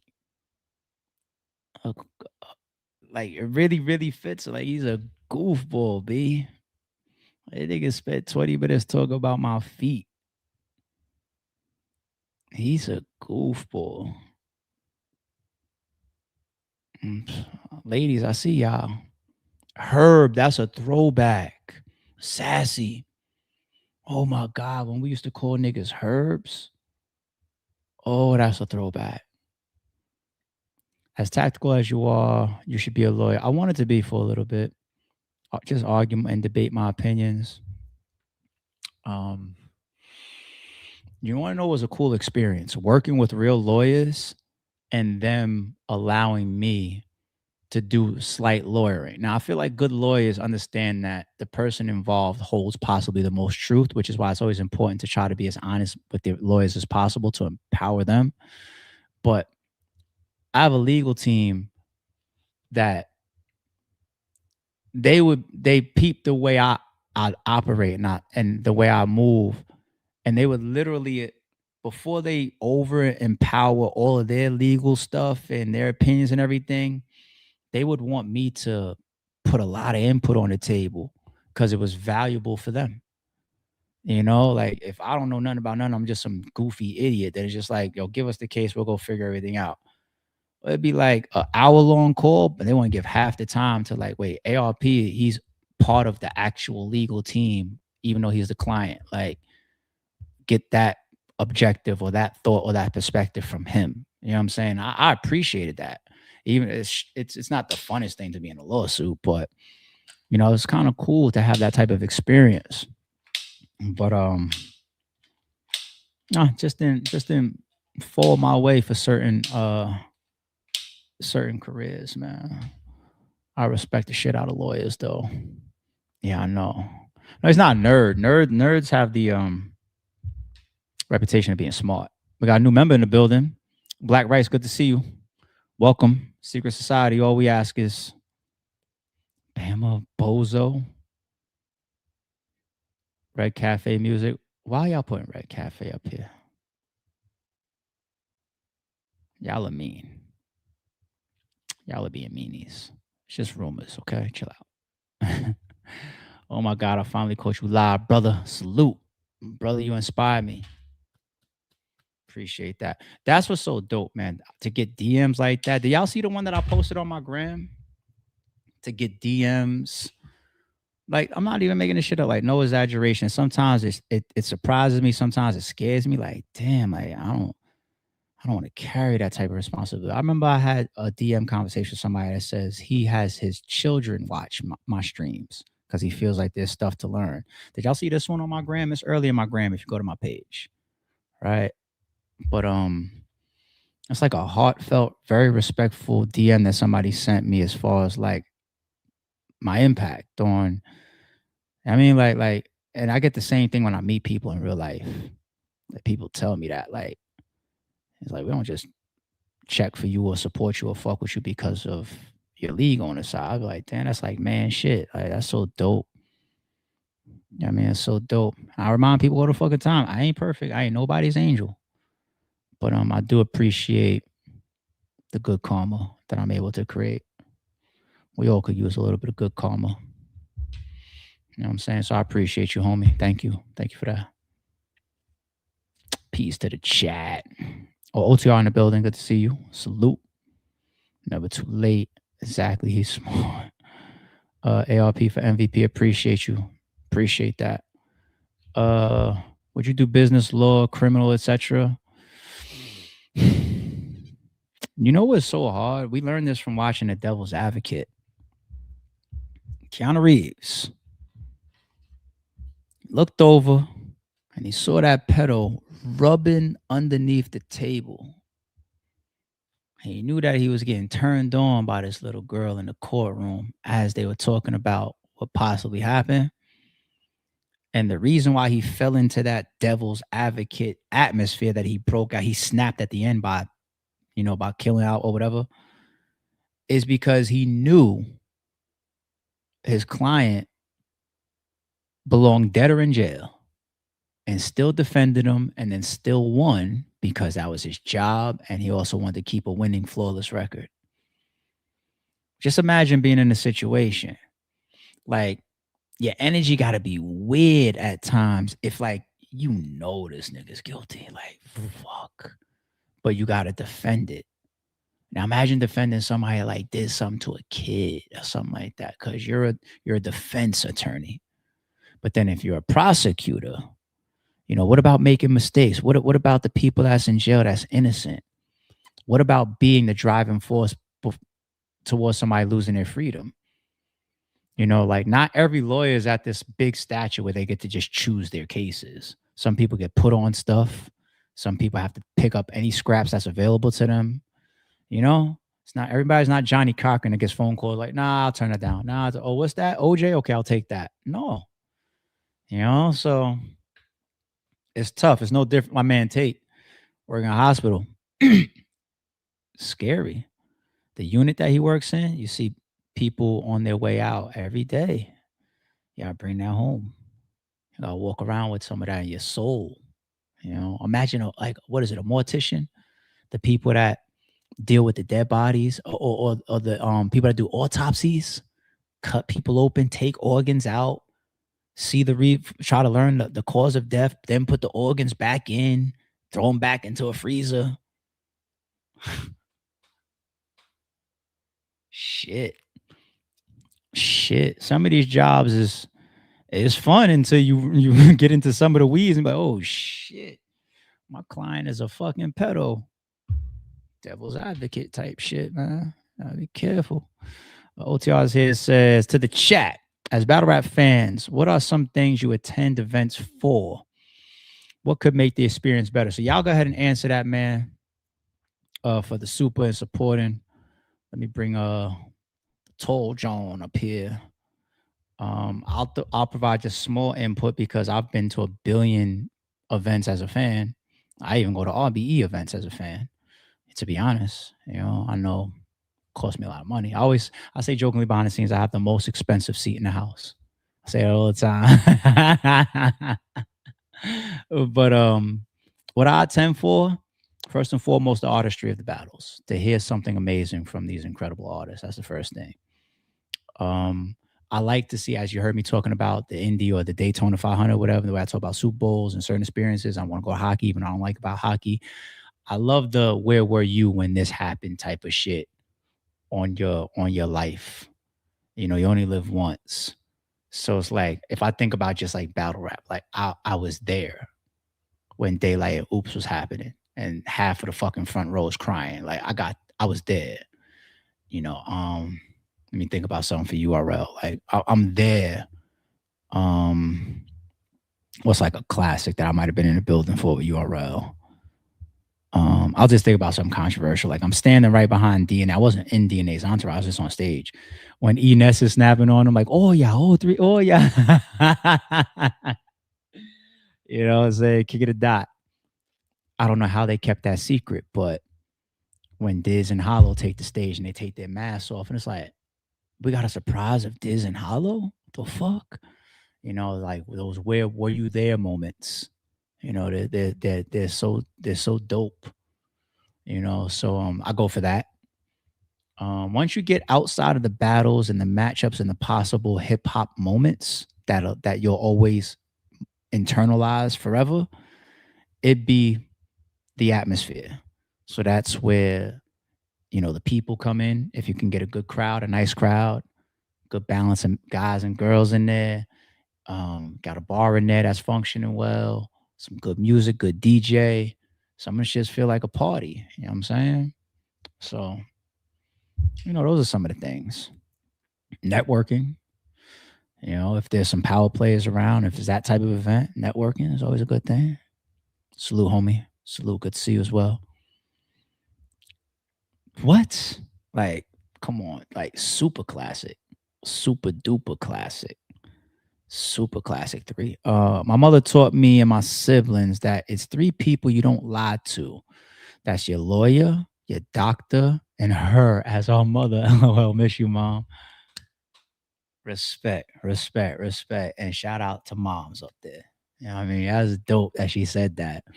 Yeah, the more your lawyer knows, the more he can craft his angles. You want to sit there and tell him the whole time that you're innocent when you know that that's really your gun and your fingerprints is about to come back from ballistics on it. He could possibly have came up with a better angle 3 months ago to fight for you. You know what I'm saying? But if you got like a primal fear, 3, you still with me? If you got a primal fear, then maybe you want to mislead your lawyer. I really hope everybody knows what I mean with that bar right there when I said primal fear. That's a classic too. Your doctor, you can't lie to your doctor.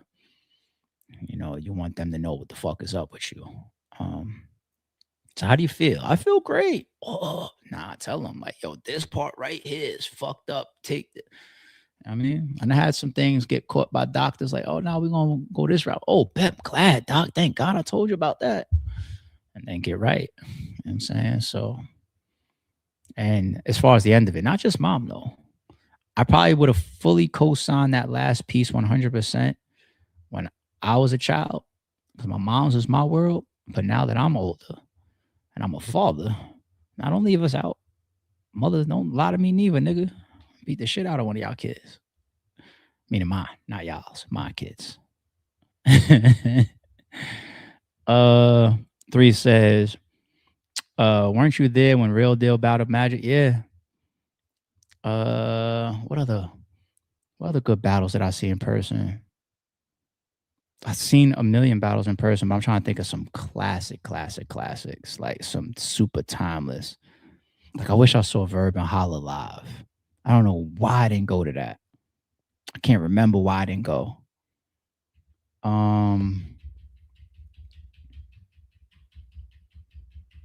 Yeah, there's a lot of classics that I've missed. It's a lot of battles that happen to be classics and you don't know and you skip the card or something. Because remember, I was Mr. Everywhere at that time. You know what I mean? No Mercy still here. Good to see you. Still here, homie says, oh, yeah. I was at event too. Yeah, we was around, man. Everybody was on the ground back then. Everybody was outside. Everybody was at events back then. You know what I'm saying? How about the Ill Will and Calico? That was an epic battle that you literally had to boss up and make stuff happen on the dime. Boy, I'll tell you. So you're trying to be a fan. because these guys are both rapping their asses off. You know that there's tension, even from the press conference. Then you know some of the people that's there that are moving a certain way. You got that. You got something happening on the side of us that you guys don't see in the footage, which is the hotel people coming back and forth to us every 5 minutes saying, you guys can't be here, you guys can't be here, you guys can't be here, as if they was about to call the police to have the whole crowd broken up, because we were kind of in the way of the path of where people go from the hotel parking lot to the hotel. And the way we were congregating, they just didn't want, the hotel didn't like it, and they're not supposed to. It looked kind of crazy. But every time the security guards, the little flashlight guard, not like real cops or nothing, every time the little flashlight security guards came, you know what I'm saying? Yo, you guys can't be. I'm like, all right. Yo, keep going. Rap. Let's go. Round 2. It's on you, Cal. I don't see that part. So there's a lot of elements there that made me on edge. And there's probably the thought in my mind as well, like, fuck, we didn't get this off in the venue. Is the fans gonna kill me for this? I got all these little thoughts that you guys don't know that I'm thinking about standing right there. There's a lot. It's a lot going on, B. It's a lot going on. What's this one? With everything that you know now in hindsight, what advice or tips would ARP now tell ARP in 2013 that's about to start RBE? I was definitely too community back then, but I don't think I would have changed that, because that's just naturally me, is like trying to like be cool. You know what I'm saying? But I would have known, like imagine knowing that nigga fake as shit, or that nigga's a thief, or that nigga's a liar. Like, you know what I mean? Then I'm also just play the lotto. I got a crystal ball. But I was too community maybe, but it still played out the way I wanted it to, because what happened is, even if the people that I was just like, damn, I thought you were thorough, and then you turned into a pussy or a clown or a thief, it added a RBE edge to me. And I became more and more standoffish, which adds to why I carried RBE the way it was. Like, I don't give a fuck about nobody that got, y'all can all get on y'all knees. I'll be the one. I don't give a fuck about none of this shit. We gonna stand on our square. You gotta push us out of it. We're gonna take our loss. We're gonna bleed at times, but we're gonna give hell to anybody and everybody, and we're gonna cement our shit. We're gonna do shit our way. So the standoffish nature that I grew on a battle rap level is part of why RBE moved like this. I don't give a fuck. You know what I'm saying? Be standoffish about certain shit. You stand on your square. What else? What I tell the 2013 ARP? I would have definitely taken much shorter to get to budgets that would have turned more profit for us. But like any business, being an entrepreneur, you have your losses early on. You got to build. So definitely would have done better with budgeting earlier than I did. And there's probably some people I would have fucked with sooner. You know, probably some people I would have fucked with sooner. Probably other people that I would have invested more time in. Like somebody like Remy Loco. I say this all the time, and I'm not just saying his name because he's on next weekend versus Ill Will. But Remy Loco battled in Club Drum. I knew Loco for a while. You know, we didn't really get back to working together until like the Straight to It series. You know, I wish I had more time to work with somebody like. But there's a bunch of other guys too. I wish I avoided a couple fallouts. You know, I had some temporary fallouts. There was a period of time where me and Oops didn't talk. You know, we act like brothers now. Again, we back like we never left. But there was a period of time when me and Oops didn't talk.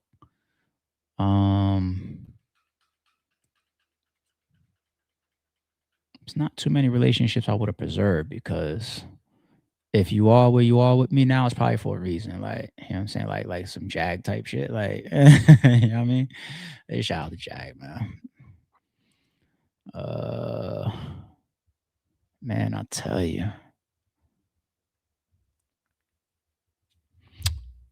So I negotiated with his manager or his best friend at the time. I don't know if they still rock, his man Rich. And I negotiated with him directly one time. The time I negotiated with his boy or his manager or his close friend, that's when I was putting him versus Daylight on the table. Long time ago. And Daylight even tweeted, up, League don't got the money, battles off, Nitty. Because I didn't see the amount of money that was being requested of me. And I don't remember if it was from both of them or one of them or Daylight. I forget. But I didn't come up to the number. So I let it kind of get out of my hands. The other time was, if y'all remember the story for Rum Nitty versus Cassidy. And once again, that was a negotiation conflict. You know what I'm saying? So shout out to Nitty. Shout out to Nitty. Me and Nitty never had no issues, no nothing. I never took no shots. I never seen him take no. Well, I don't have a reason to take a shot at him. But there's some people that fell into certain type of energies and adopted shit that they didn't need to adopt. I never saw that from Nitty. Never. I fuck with Nitty as a fan and as the energy I think that he's carried. Shout out to Nitty. But yeah, a couple negotiations that work. Never know hard feelings in negotiations. You know what I'm saying? Never know hard feelings. RBE debut for him in like a one-off. Working with the retirement bull is extremely welcomed, and it would be an honor to work with the alien. Will you ever make a RBE Hall of Fame? And if so, who was first ballot? Oh, I'll give you a topic now when it comes to Eazy then. Why not? I like this. I like this super right here. First of all, you gotta tell me how many people I'm allowed to let in on the first ballot. But here's another thing, Eazy. Trying to target the bricks, which was ran and developed and all that by Wayne and Lawrence, and Lawrence being the guy to put money on your books while you're in jail, dummy. If you want to take a shot at me, if you want to interview people, Eazy. Hey Jay, clip this for me if you can, because this is so at the end of the stream, people gonna miss this. You got to interview the people that I invested in heavily and that I fully backed and co-signed, and that where I looked at as I'm running with crazy. So you got to get on an interview. You got to get Show Off on your interview. You got to get Jims on your interview. You got to get Oops on your interview. You got to get Big Cannon on your interview. You got to get JC or Mr. Mills on your interview. You got to get Adi Boom on your interview. You got to get Rosenberg Raw on your interview. These are some of the people that you would have to get on your interviews if you want to see if they have something to say about me as a league owner or even me as a man. Those are the people that we were like this and knows how I operate, knows how I do business, knows how I treat people as men or even as friends. Those are the people you got to interview. If you went and grabbed Calf, for example, I don't know Calf respectfully. I don't know 95% of the bricks respectfully. You know what I mean? I know Loco, I know Caution, I know Payne, I know Zay, I know Jay Breed. I said Loco. I know Coach. You know what I'm saying? Like the ones that I probably booked my damn self. You know what I mean? The other 98, 97 of them, I didn't get a chance to build, but I don't really know them. Some of them are super talented. I love Sino Savvy's talent, Def the Kid's talent, K Venom's talent. You know what I'm saying? But I didn't build with a lot of these guys. There's a hierarchy. You know what I mean? Like the PGs mostly dealt with knobs. You know what I mean? Like the bricks don't have my phone number. Right, to be honest. I mean, only like 5 of them. You know what I mean? Like so you gotta talk to the people that I invested in. You know what I'm saying? What star did ARP create? Well, what's your definition of a star? The very first battle that took place on RBE probably has a higher view battle than you will ever be able to get one of your trenches guys to have. Probably a more viral battle than ever will take place from one of your trenches battles. And this is no disrespect to the trenches battlers. I fuck with a lot of them. I'm just taking shots at the janky cornball Eazy. his battle took him to the fucking, like I said, like what was it, the Oscars and politics and shit. I didn't know Oops to me was he was, without us having the terminology, he was a 1SK basically. It was a 3-rounder, but you see my point? I didn't know him like that. Didn't know his potential. He opened up our very first card. He's the very first RBE battler. The very first person I ever seen to perform on RBE. We've worked together to give him the type of resume that he could put in front of anybody that you've ever worked with. That's Oops's resume. I'm just saying. Take a Jims. Jims is a guy that people gave a hard time at times. Go pull up Jims's RBE resume. Since you could use somebody like a heavy half. Heavy half, I put in there with like a Math Hoffa. Main event. Heavy half. Main event. Music Hall, Atlanta, Math Hoffa. While Math is already booked for Hollow. Your homework is trash. You don't know me well enough. But you know that you're not even half of me as a man or as a league owner, so you're finding your little girly goofy shots. I get it. Jay with the big super 30. Should I take this on? Not yet. His series ain't come yet, but I love this number regardless. I love this number. Not just because it's the super. Thank you, Jay. I appreciate you as always. Dope super chat. Super dope. Super dope. This is like hangout mode. I haven't done this in a while. Facts. I watched it too. I was like, Eazy is silly. Yeah, you know what I think he might be developing? And shout out to his chat. People that are there for just goofy shit. Like just a goofball, just giggling and making up shit. Like, oh, he said the brick can't come on the interview. But coach can? Like, you fucking clown. I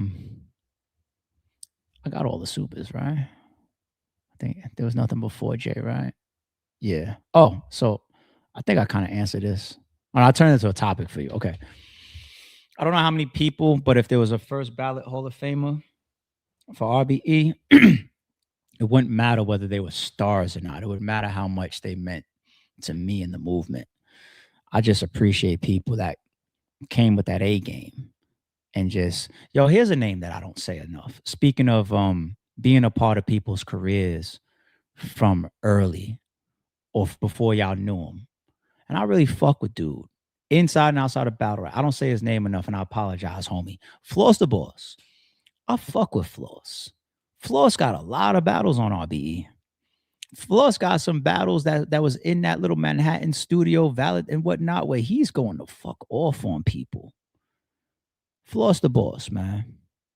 Clip this up for the homie Floss the Boss. Shout out to Floss, man. I've worked with a lot of people, Eazy. I worked with a lot of people, B. I swear. My resume is way too, I've been doing it too long, Eazy. It's too late. It's too late to catch up or to hide your hate. It's too late. Yeah, I was just talking to Murder on DM about his music yesterday. Shout out to Murder. Oops, I'm glad to see Oops back outside. Mr. Mills, such a lyricist. Mr. Mills versus JC, some people call that a classic. Oh, yeah. Oh, yeah. Show off. Big K. Don't forget my guy, Old Red. Don't forget Old Red. Old Red's put a lot of damage on that RBE stage, boy. A lot. Show off. I love you, man, but the rounds that Old Red bought for show off, oh, my God. JC, man. Yeah, man. I never told the full story of me and JC. I respect him. I fuck with him, and he didn't try to. He didn't. What happened? The stuff that happened. But JC never really tried to overact like he was in the right or disrespect me, or I never really got. He had to take up for himself a couple times. Never really. I fuck with JC. What about Mac? My man Mac Myron, man. They try to sign my man Mac Myron away from me. Yo, Mac could tell y'all I'm the first person I think that he says ever flew onto an event, gave him a room, and treated him like like a mid or a top tier. That's Mac's story. He said I was the first. Mac Myron. You know what I mean? And then Mac went off on Oops in Queens. He went crazy. That's the starting five card. And Oops, he just wasn't fully prepped, man. Mac went off on him. I was like, shit. See, I was so loyal to some of those early guys that other battlers, I think at times may have gotten annoyed with me. For example, shout out to my guy J400. I worked with a lot of people, Easy. Shout out to J400. I think there was a time where J400 was a little annoyed at me. Why? Because he was on, I think, the first Blood, Sweat, and Tears versus Rosenberg Raw. And in the building, J400 probably took that battle. But I continue on with Rosenberg. You know, I wasn't in divide and conquer mode. I was into these are my guys mode. So win or lose, you know what I'm saying? So J400 is probably looking at it like, hey, league owner, what the fuck? I'm looking at it like, yo, these are my niggas, man. I'm trying, man. We gonna work against Oodle. I got you. You know what I'm saying? Then I brought him back versus Bill Collector in Queens. You know what I mean? So shout out to J400. That's my guy.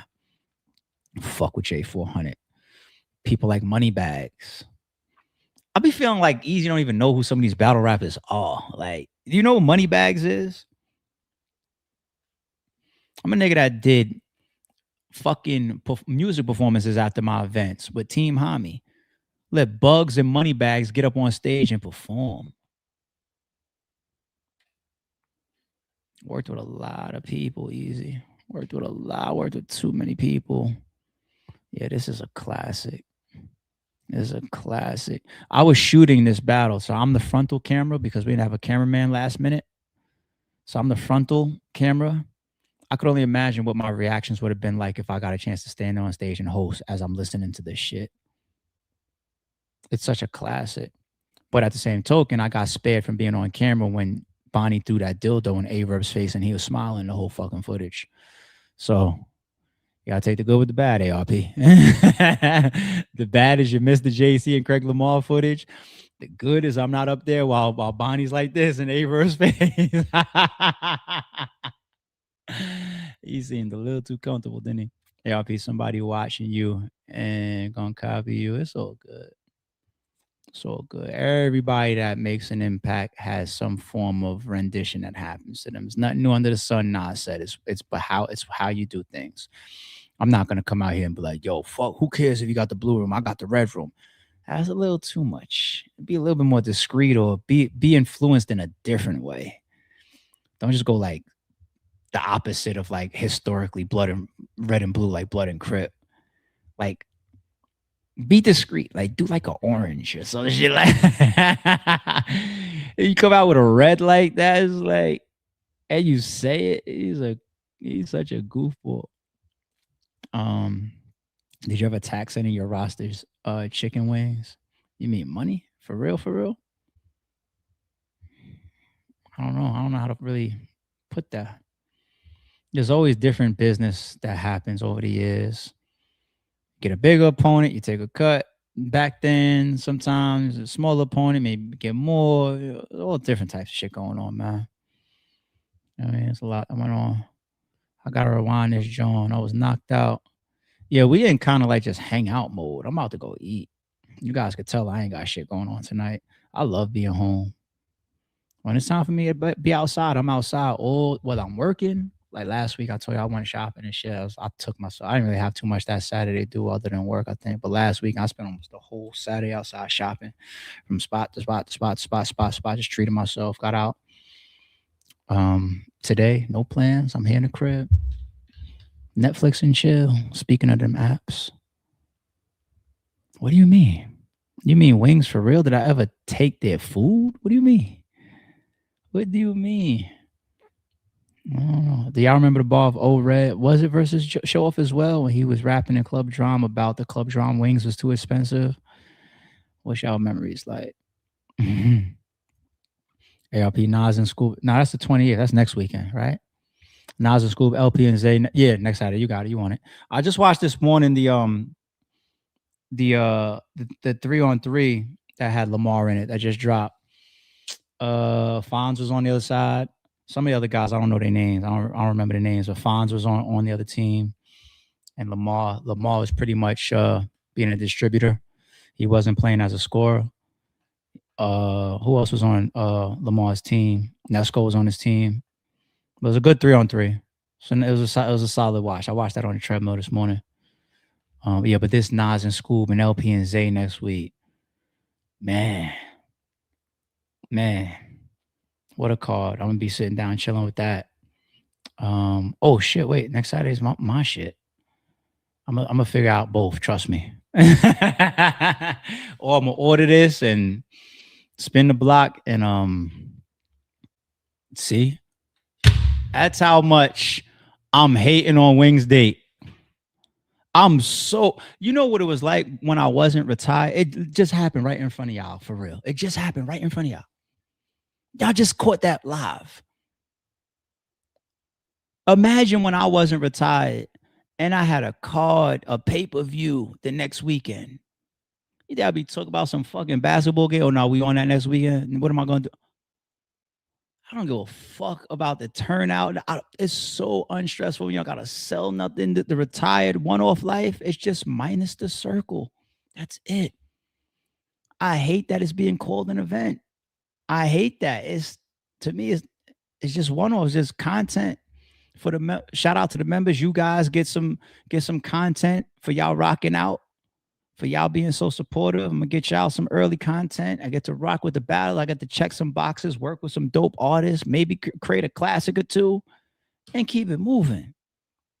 I'm talking about watching basketball 1v1s and this shit while we got battles next Saturday.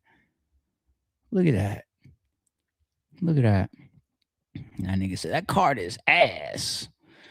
Are you gonna top it in 2026? That's free ARP. Can you top it, you broke fuck? Shout out to them. All right, I'm about to go eat. Yeah, it's on Amazon. The Lego John. I still got my other one. I don't know if I should keep that one close by as well. But yeah, I got my new joint. You know what I mean? That y'all just met today. You know what I mean? So it's good money. All right. When I was on Amazon, I was looking for this one. They got a lot of shit on Amazon that looks too realistic. Don't ever buy that shit, people. They're too dangerous. You know, how many times we got to see these cops shooting people over mistakes? You know what I mean, who remembers the old school days, right? If you was from them times, you remember cap guns and had the little red ring of gunpowder and the hammer hits it and then you hear a little pop. If you guys remember, if you guys were kids back then, cap guns looked like real revolvers, for real. And too much was happening. Cops getting scared, people getting scared, people getting in trouble, all types of shit. And then they changed the rules and they had to start putting that orange tip on the end of the cap guns. Y'all remember? I see y'all in the chat. Y'all remember? And then they had to start putting the orange tip on the end of the cap guns. Fast forward, if it's gonna look realistic, you know, this might look like a SIG. I think there's SIGs. It's a little Glockish. It is actually, this is supposed to be it definitely would be with a modified trigger. Carve out. This is not standard on a Glock at all. This is not standard on a Glock. Obviously, the carve outs on the slide is not standard. This almost looks like a Glock though. This is almost like a hybrid between a SIG and a Glock as far as like the shape of it. But the thing is, when you get later on in the years, anything that has like a realistic look to it, colorful, especially if you allow your kids to play with toy guns, let it be super colorful. You know, you got joints on Amazon right now, or BB guns. If you're gonna play with BB guns, or you got your kids running around with BB guns, do it like in the forest and shit like that. Like I remember when I was a kid, we used to take our BB guns to like the woods and shit. You know what I mean? Because you gotta be careful, because some of these cops see these shit, they'll draw on you, or they fuck around, God forbid, get shot behind a fake gun. You know what I'm saying? So stay colorful. And then on top of that, even if they had this in black on Amazon, I wouldn't buy it, even if it was only for us having fun on the streams, because you might have some idiots on stream that think it's real.